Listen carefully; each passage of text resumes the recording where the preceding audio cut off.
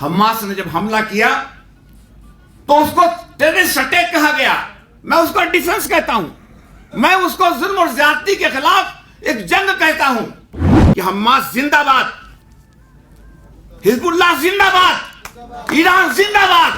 आज अगर कोई मुल्क इस्राइल के खिलाफ फिलिस्तीन की हिमायत में, तो मैं कहना चाहता हूं कि वो सिर्फ ईरान है। 6 महीने से जुल्म और ज्यादती का सिलसिला जारी है, कत्लेआम जारी है, लेकिन पहली बार ऐसा हो रहा है कि एक ऐसी पार्टी जो सरकार का हिस्सा है, वो एक अहम मौजू पर, इस मौजू पर, फिलिस्तीन के मौजू पर इस प्रोग्राम को ऑर्गेनाइज कर रही है।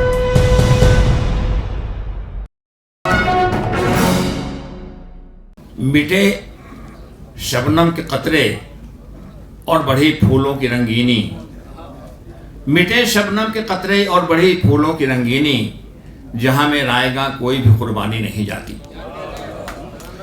आज का ये इजलास अपने आप में इंतहाई अहम है, और अहम इसलिए है कि बार बार एनसीपी का लफ्ज तो आया,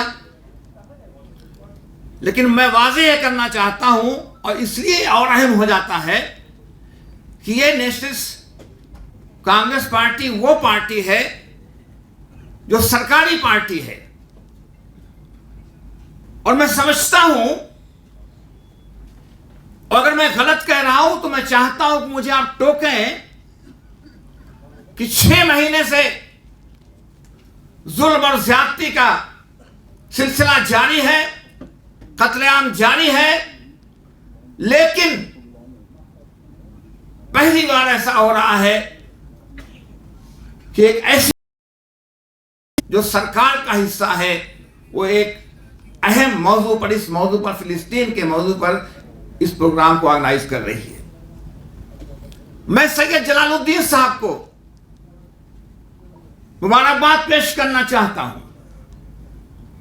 हालांकि मेरे खमीर में नहीं है, मेरे मिजाज में नहीं है, जो लोग हैं वो जानते हैं कि मैं किसी की मौजूदगी में उसकी तारीफ करूं, लेकिन मैं जुरात की तारीफ करना चाहता हूं कि उन्होंने इंतहाई जुरतमंदाना मुजाहरा आज इसका इनेकाद किया। इसलिए मैं मुबारकबाद पेश करना चाहता हूं। वक्त नहीं है, बहुत सी बातें कहने की हैं। इजराइल के ताल्लुक से कीनोट एड्रेस भी आया। What is Israel? An illegitimate child of America and western powers.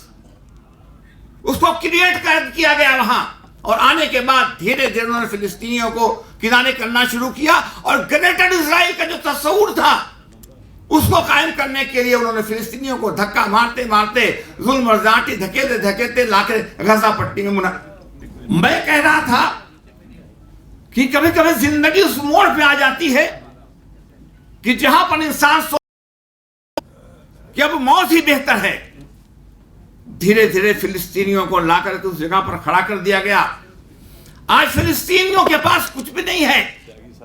Hamas ने वहां पर तो उस मकान पर लाके खड़ा कर दिया जहां पर उसके अलावा मौत को उन्होंने प्रीफर करना शुरू कर दिया। आज हमास ने जब हमला किया तो उसको टेररिस्ट अटैक कहा गया। मैं उसको डिफेंस कहता हूं, मैं उसको जुल्म और ज्यादती के खिलाफ एक जंग कहता हूं। और मुझे ये कहते हुए मैं बात अपनी खत्म ही करूंगा तो बेहतर होगा, इसलिए कि वक्त नहीं है। त्यागी जी को बोलना है, एक आध और लोग भी हैं कि अब वहां पर हमास ने जब हमला किया तो उनके साथ देने वाले कौन है? अभी तस्करा आया, मौलाना कह रहे थे वक्त होता कभी मिलेगा तो तफसील से बात करूंगा। इतने सारे इस्लामी ममालिक हैं, वो अपने जगह पर एक मुल्क का नाम भी इन्होंने लिया, सऊदी अरबिया का मैं भी लेना चाहता हूं। जब ट्रंप थे तो उन्होंने कहा था कि एक हफ्ता के अंदर अगर मैं ना चाहूं तो सरकार नहीं चल सकती। सऊदी अरबिया ने उस पर जवाब देने की हिम्मत तक नहीं की। आज अगर कोई मुल्क खड़ा है इजराइल के खिलाफ फिलिस्तीन की हिमायत में, तो मैं कहना चाहता हूं कि वो सिर्फ ईरान है। ईरान है उसको ताकत दिए हुए है। मैं अपनी बात खत्म करते हुए बिना किसी तमहीद के क्या कहूं, कुछ समझ में बात नहीं आ रही है। वक्त को बढ़ाया नहीं जा सकता, इफ्तार का वक्त करीब है कि हमास जिंदाबाद, हिजबुल्लाह जिंदाबाद, ईरान जिंदाबाद।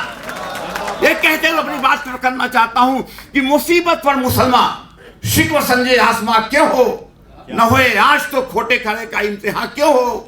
और मुसीबत खास तमगाए शरफ है नहीं मां का, न खाए जर्ब गर सिक्का तो आलम में रवा क्यों हो। शुक्रिया।